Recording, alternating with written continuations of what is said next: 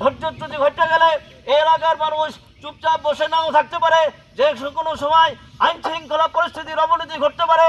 তাই আপনাদের কাছে, প্রশাসনের কাছে আমরা ঊর্ধ্বতন কর্তৃপক্ষের কাছে আবেদন জানাই, ভবিষ্যতে যেন ময়লার কোনো ভাগারে এখানে ময়লার জন্য পৌরসভা কর্তৃক ময়লা এনে ট্রাকে এখানে ফালাই দেবে, এটা আমরা চাই না।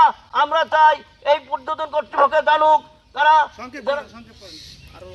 ভবিষ্যতে যেন এখানে ময়লা না ফালানো হয়।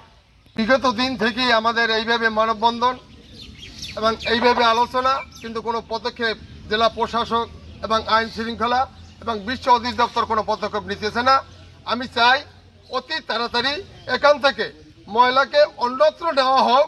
আমাদের এই কষ্ট, আমাদের এই রোগ শোক, আমাদের যাতায়াত করতে যাতে অসুবিধা না হয়, এলাকাবাসীর পক্ষ হয়ে আমার বিশেষ অনুরোধ, এই পরিবেশ অধিদপ্তর থেকে আমাদেরকে রক্ষা করুন এবং আমাদেরকে ক্যান্সার থেকে রক্ষা করুন, আমাদেরকে শ্বাসকষ্ট থেকে রক্ষা করুন। আমাদের স্কুল মাদ্রাসা এবং মা বোনেরা ফ্রিভাবে খোলাখুলিভাবে যেন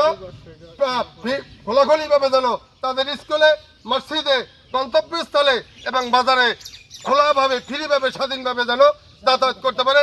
এই বিশ্ব পরিবেশ দিবস উপলক্ষে আমার জোর অনুরোধ, আমার জোর দাবি। ঢাকা বিশ্ববিদ্যালয় আসলে খাবার না খেয়েও মানুষ বাঁচতে পারে, অক্সিজেন ছাড়া আসলে বাঁচা পসিবল না।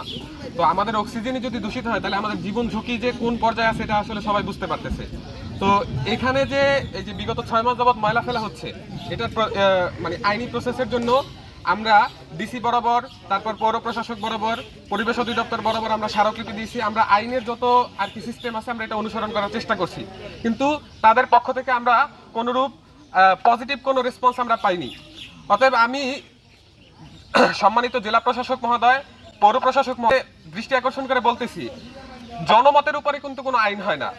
আপনারা জনগণকে বিষিয়ে তুললে আপনারা শান্তিতে থাকতে পারবেন না।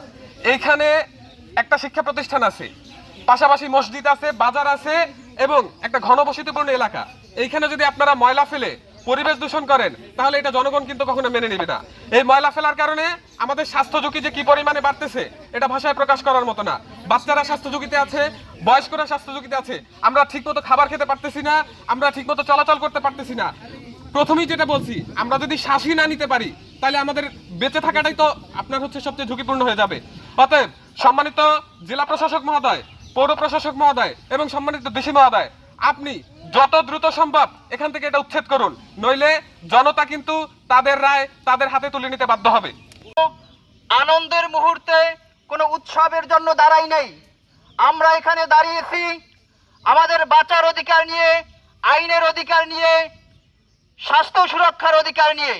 স্বাস্থ্য নীতিমালা 2009 স্পষ্টভাবে লেখা আছে, পৌরসভা তার নিজ স্থানে, নিজ এলাকায় ময়লা ফেলাবে, অন্য কোনো স্থানে ময়লা ফেলাতে পারবে না। এ উপলক্ষে আমরা পৌর প্রশাসকের নিকট কয়েকবার আমরা চিঠি দিয়েছি, যোগাযোগ করেছি, তার সাথে কথা বলেছি। তিনি হচ্ছেন জনাব জোয়েল রানা, কিন্তু তিনি আমাদের কথার কোনো গুরুত্ব দিচ্ছেন না, ভ্রুক্ষেপ করছেন না। আমাদের এলাকার এই ময়লা ফেলার পাশেই রয়েছে একটি শিক্ষা প্রতিষ্ঠান, 300-র বেশি জনবসতির ঘর রয়েছে। এখানে শিশুদের মারাত্মকভাবে স্বাস্থ্য ঝুঁকি রয়েছে। এ বিষয়কে আমরা সামনে এনে পৌর প্রশাসকের নিকট গিয়েছি, কিন্তু তিনি আমাদের কথার কোনো গুরুত্ব দিচ্ছেন না। তারা এসির ভিতরে থাকে, তারা আমাদের এলাকাবাসীর কষ্ট কোনোভাবেই বুঝতে পারতেছে না। সম্ভবত এভাবেই মনে হচ্ছে যে বেঁচে থাকার অধিকার শুধু এই পৌর প্রশাসকের।